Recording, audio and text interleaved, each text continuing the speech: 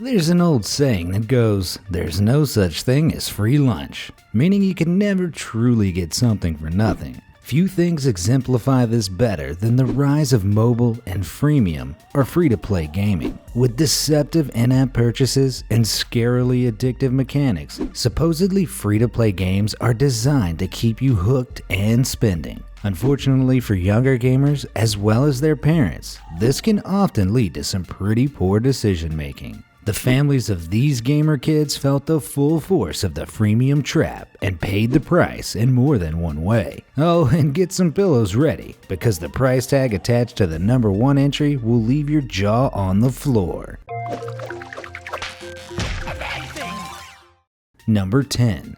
Funding a Fortnite fanboy. With releases on nearly every platform, including the Nintendo Switch, iOS, and Android, as well as a player count that has peaked as high as over 10 million users online, Fortnite is one of the most popular current video games, and possibly of all time. This free-to-play third-person battle royale game makes its money through purchases of an in-game currency known as V-Bucks, which can purchase skins, emotes, and other cosmetic items. Anyone with access to a bank card can buy packs of these V-Bucks that cost anywhere from $10 to $100, depending on the amount. This ease of access nearly ruined Cleo Duckett, a single mother of 2 surviving off disability benefits, who's wheelchair-bound due to polio. She was absolutely horrified one fateful Friday evening after trying to get cash at an ATM and discovering her bank account had been nearly completely wiped. It turns out her 10-year-old son had cashed out the entire account on V-Bucks, spending over £1,100 after stealing her debit card, which wound up leaving the account £245 overdrawn. The worst part for this disabled single mother was that Microsoft, Epic Games, and her bank all refused to refund any of the money. She was told the child is her responsibility and is thus responsible for his actions. This serves as a painful reminder to never let your bank card out of your sight, even around your own children. Number 9.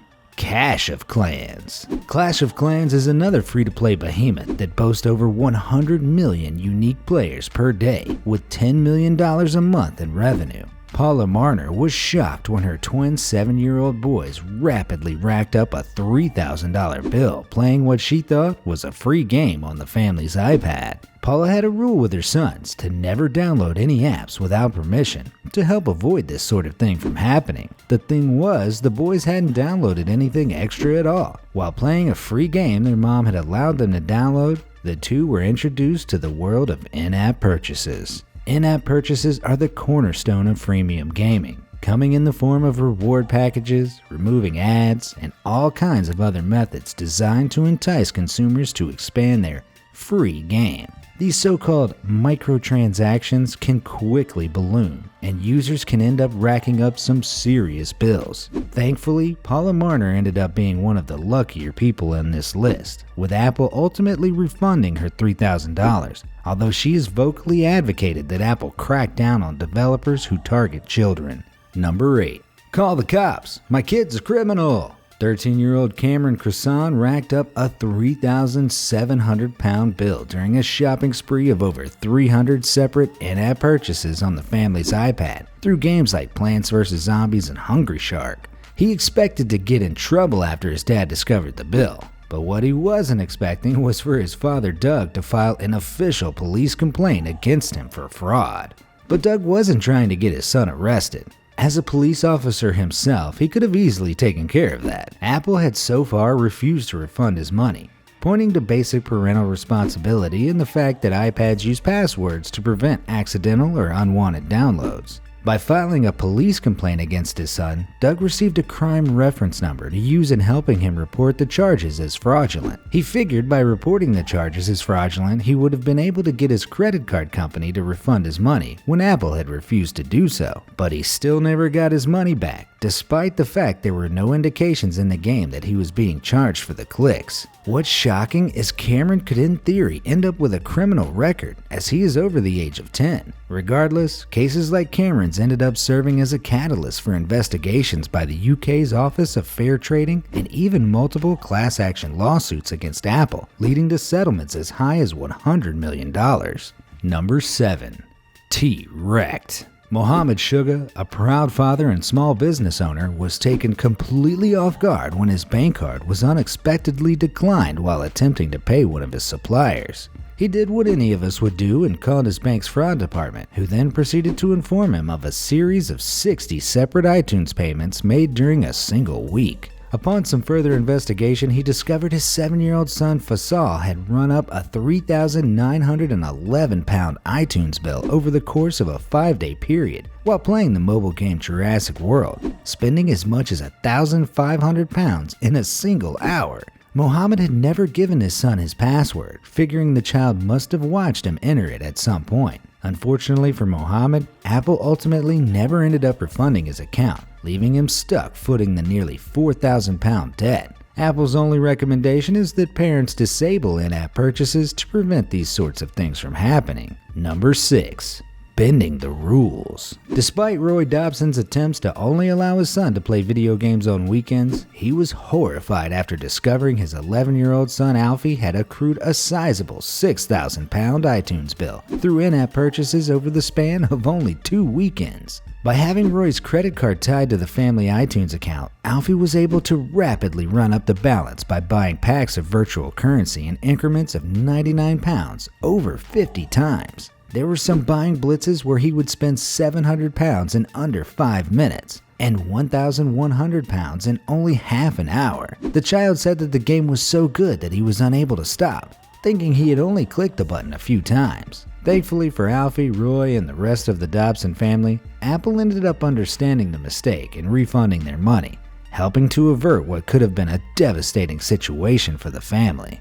Number 5.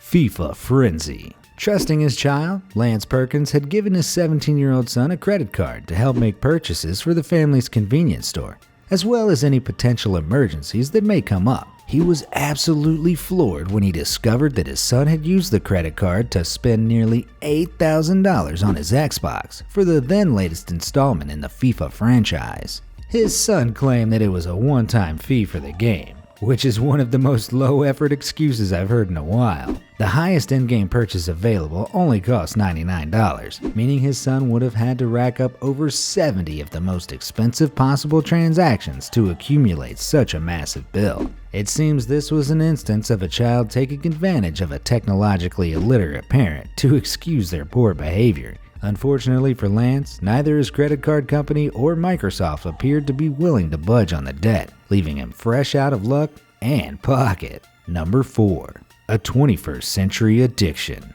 Reddit user Kensgold is a little different from some of the other people already mentioned. In an open letter to game publishing giant EA, as well as a handful of other developers, he came forward with the harsh truth that at 19 years old, he was deeply addicted to gambling. Kensgold iterated that his vices weren't in online casinos, but rather an addiction to loot boxes and other forms of in-app purchases in freemium games. He admitted spending over $10,000 over 3 years on games such as Smite and Counter-Strike Global Offensive. He started with a now defunct mobile game called Kingdoms of Middle-earth, where he spent $800 in a single summer. Combined with other games such as Clash of Kings, he ended up spending over $4,000 on in-app purchases that first year alone. As he got older, Kensgold and his friends moved into PC gaming, and so did his addiction. He rapidly started splashing out on cosmetic items for games like Smite and Counter-Strike Global Offensive, spending nearly all the earnings from his part-time job. Thankfully, Kensgold ultimately reached out to a therapist and got some professional guidance to treat his addiction. While he admits he isn't completely in the clear, occasionally dabbling in microtransactions in games like PlayerUnknown's Battlegrounds, he proudly proclaims that his addiction is far from where it once was. Number 3. Imaginary jewels, real-world prices. After being a firm believer that parents of children who spend wildly on apps deserve to be stuck footing the bill for their spending sprees, journalist Catherine Nikas Boulos was forced to change her tune when her 9-year-old son managed to amass a hefty $12,000 in purchases on the mobile game Dragon City. Catherine discovered the massive spending after attempting to buy groceries one day and having her card repeatedly declined. It turned out her son continuously purchased gems at up to $159 a piece until he drained not only the family's credit card balance, but their savings as well, forcing her to borrow from relatives just to make ends meet until she could straighten out. Thankfully for Catherine and her family, Apple was ultimately sympathetic to her case and agreed to refund her money. She has since banned her son from playing any game on any device until he's 21. Let's just hope the combination of legal booze and gaming doesn't birth a sequel of equal proportions. Number 2. Hacked or hoodwinked?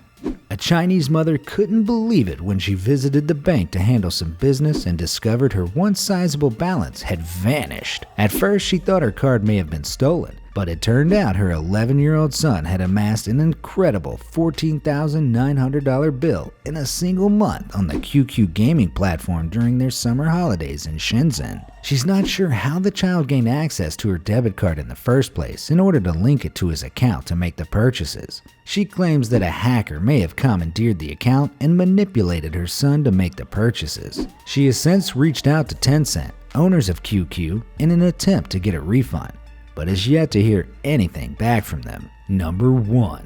A very expensive misunderstanding. And perhaps the greatest example of what can go wrong when unsupervised children have access to debit cards and bank accounts, a 15-year-old teen in Belgium managed to gather an absolutely insane $46,000 debt over a 3-month period through in-app purchases in Game of War: Fire Age. The teen used his grandfather's credit card to repeatedly purchase in-game virtual currency packs. The teen's mother gave him access to the credit card in order to purchase some ebooks. After purchasing the ebooks, the teen then linked the card to his own iTunes account that was connected to his phone and commenced the spending spree. The mother and son both claimed that he didn't know he was making a purchase with real money each time, and how much each purchase was worth. Given the age of the teen, span of time, and the amount of money spent, I find that pretty hard to believe. Don't you? While there's no news yet on whether or not the family got their money back, I certainly hope things worked out for them. $46,000 is no joke. How do you feel about kids wasting such obscene amounts of money on gaming? Should parents involved be able to receive refunds or be stuck with the bill? Let me know down below in the comments. Thanks for watching.